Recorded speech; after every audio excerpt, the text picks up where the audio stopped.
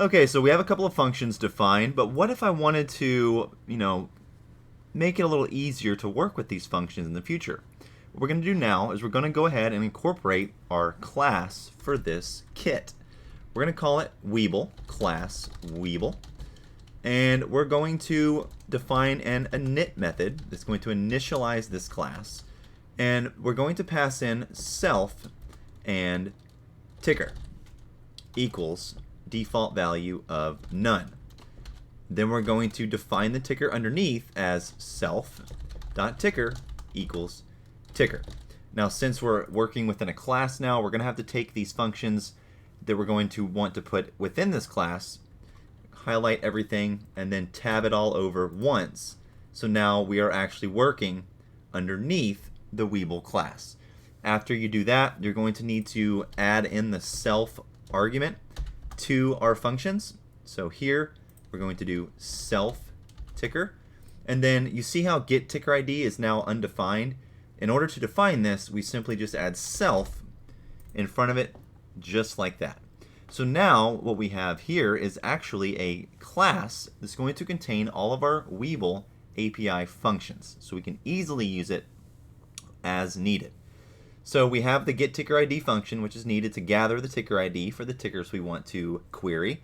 Then we have our get stock data function that gathers some standard stock data like open, high, low, close, 52-week high, low, turnover rate, the volume, the market value, and things like that. So I'm going to go ahead and condense this down. And then in our data dictionary, this is what's actually being returned when we call this function. I'm going to go ahead and add more pieces of data like the turnover rate, like the market value, and the name of the company, just like that. So we have the open high, low close, volume, 50 high, 50 low, turnover, market value, and the name. And we're returning this dictionary as data.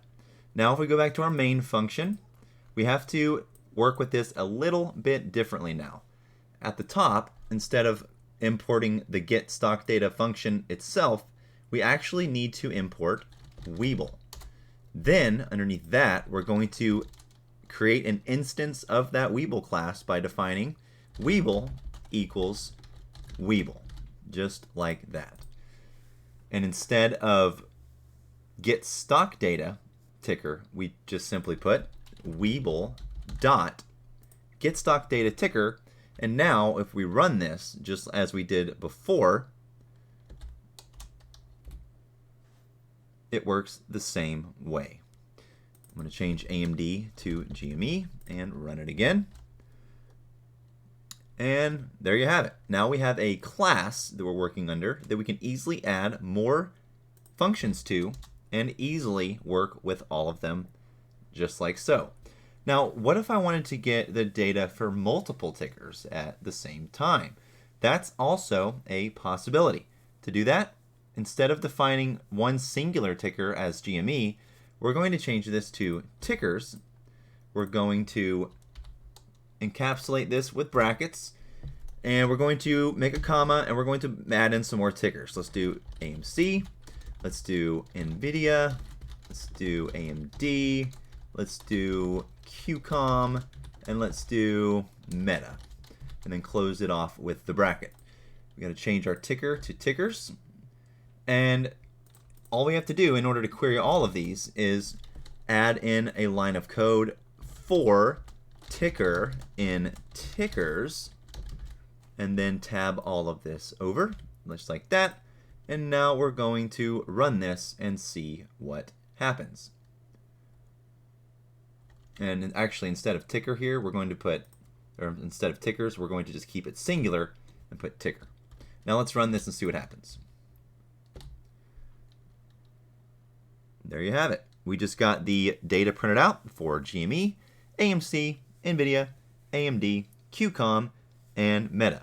Now, let's go back for a second. What if we didn't want just these attributes? What if we just wanted to print out all of the data dictionary that we defined in our function? Well, all we can do now or all we can, or the answer to that is to simply print stock data. And we're going to run this again. And then you can see now the entire dictionary for each of those tickers that we are querying has appeared in our terminal.